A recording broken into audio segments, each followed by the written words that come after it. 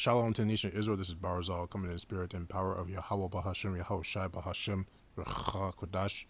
Double honors to the apostles of the great millstone and to the whole elect pushes word and truth and sincerity across the four corners of the earth. Very quick one, titled "The Nations Are Mad." All right, the nations are mad, Slakia. And fair use, fair use, fair use. I do not own any of these clips, nor do I receive any type of monetary gain off of any of these videos. This is just for educational purposes only.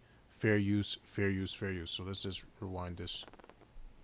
It's interesting that you people from the United States, when you have so much muck behind your back, from the wiping out of the entire race of Native Americans, and you Europeans having wiped out almost more than half of world's population across from Australia in Africa to America, now just like, putting your neck into deep into other people's history and also not being scientific about it, actually. For example, you said you estimated 15 temples or a dozen or something like that.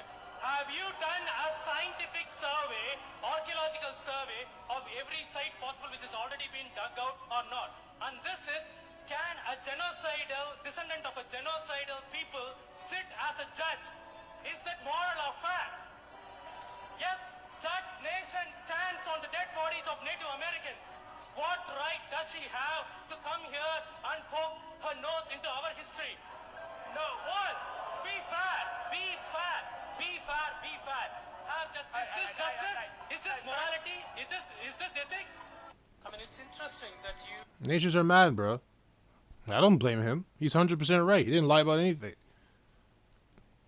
We had enough of these fucking Edomites.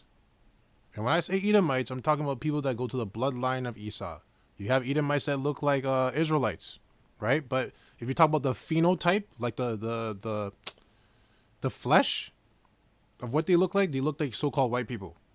That's what the Edomite looks like. But it doesn't mean that you see a so-called white person that they are an Edomite. But what he said is not, he didn't say any lies. He didn't say any lies. He had enough of these fucking Edomites. And that's why we're at the end, right? This is all the prophecy happening. The nations are going to get mad. They had enough of this fucking Edomites. Been dealing with these fucking Edomites for so long. They just had to deal with them because they had the sword. But now these other nations are getting the sword now. Now they're turning their plows and their rakes and their forks into swords and spears, right? Roughly paraphrasing. So Jeremiah 51 and 6, it says, "Flee out of the midst of Babylon and deliver every man his soul. Be not cut off in her iniquity, for this is the time of the Lord's vengeance. He will render unto her a recompense." So she's getting paid back. So NLT, it says, "Flee from Babylon, save yourselves. Don't get trapped in her punishment. It is the Lord's time for vengeance. He will repay her in full." Right? KJV, "Babylon hath been a golden cup in the Lord's hand, that made all the earth drunken." Yeah, they got drunken by her philosophies, her doctrines, her ways of life, right? Her democracy, right? All her fucking bullshit, TV shows, etc. "The nations have drunken of her wine. Therefore the nations are mad," because they're waking up from that drunk state. It's like, oh, this person's been fucking us the whole fucking time. They've been fucking up our countries. They've been fucking up our people. They've been fucking up our lands. They've been fucking up everything. And we believed when they gave us that wine that it was actually wine, but yet they put drugs in there. They drugged us. We're waking up the next day. We're waking up 3 days later. All our money's gone, right? All our clothes are gone. All our assets are put into their name, right? Our wife left us and now is with them, right? They're pissed off. They had enough, right? Verse 7, NLT, "Babylon has been a gold cup in the Lord's hands, a cup that made the whole earth drunk. The nations drank Babylon's wine, and it drove them all mad." Right? Verse 8, KJV, "Babylon is suddenly fallen and destroyed. Howl for her, take balm for her pain. If so, she may be healed." Right? "We would have healed Babylon, but she is not healed. Forsake her, and let us go every one into our own country, for her judgment reaches unto heaven and is lifted up even to the skies." And that's the missiles. That's why it's reached up to the heaven, because that's how much missiles are going to hit that place, that the smoke is going to reach up to heaven, that we're going to be in the chariot. Lord willing, I'm part of that number, but the elect are going to be in the chariots, and they're going to be able to see the smoke from Babylon from the chariots in space. That's how big it's going to be. That's how much missiles are going to hit that place. It's going to get wiped out. There will never ever be America, Babylon. There will never exist ever again. There will never be a wicked country never ever again. Right? That's why it's gonna be made a monument. So everyone's always, every time they come by America, they're gonna remember that was a place of wickedness. Right? And that's what happens to the wicked. They get wiped out. Most I deal with them. Right? But the nations are mad. The nations are mad, man. They had enough. And remember, you've read a lot of propaganda about other countries living in the West. That these countries are bad, these countries are this.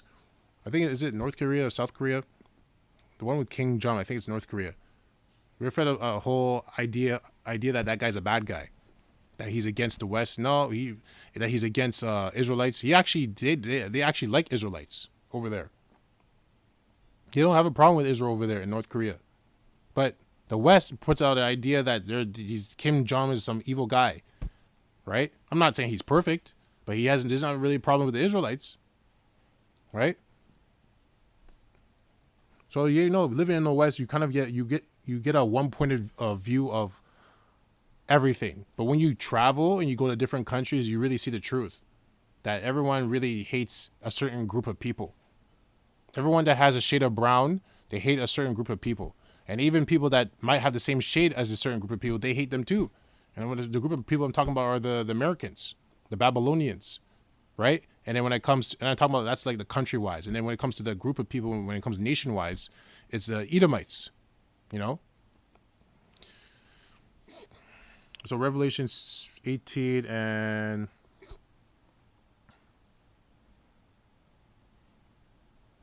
Okay, I read it from 4. Revelation 18:4, it says, "And I heard another voice from heaven saying, Come out of her, my people, that ye be not partakers of her sins, and that ye receive not of her plagues. For her sins have reached unto heaven, and Yahweh Yahushai has remembered her iniquities." Right? So the Most High knows about all the wickedness she's done, that we're not even aware of it. But all the information is coming out, right? But there's still more that we don't even know.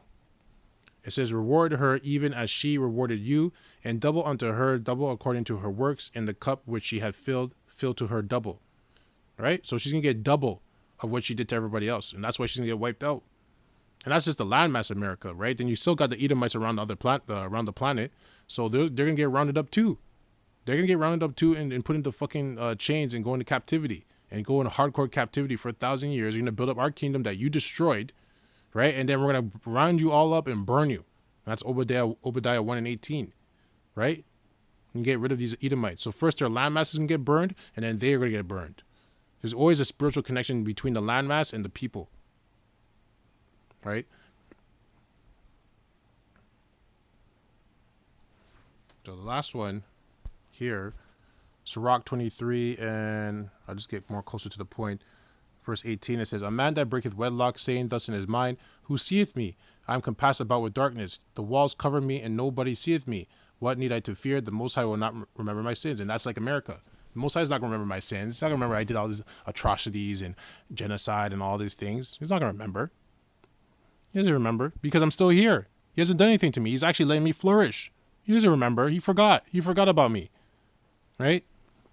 "Such a man only feareth the eyes of men, and knoweth not that the eyes of the Lord are 10,000 times brighter than the sun, beholding all the ways of men, and considering the most secret parts." Right? So the Most High sees everything, and he's always watching. "He knew all things ere ever they were created, so also after they were perfected, he looked upon them all. This man shall be punished in the streets of the city, and where he suspected not, he shall be taken." So that's why America is not going to expect or suspect the way they're going to be destroyed. Right? Which America is Babylon, the Great. They're not going to suspect it to happen like that because they're so prideful. They think they're on top. They think they're untouchable. They think no one's going to touch us. No one's going to fuck with us. No one's going to ever even attempt or even try to shoot a missile on us. They might say it, but they'll never do it because we got the power. We got the juice. Right? Well, that's not what's going to happen. That's not what the prophecies say. Right? Anyways, that's it on that. I'd like to close out by saying, Kahala Yahweh, Bahashim Yahushai, Bahashim, Rachak Wadash.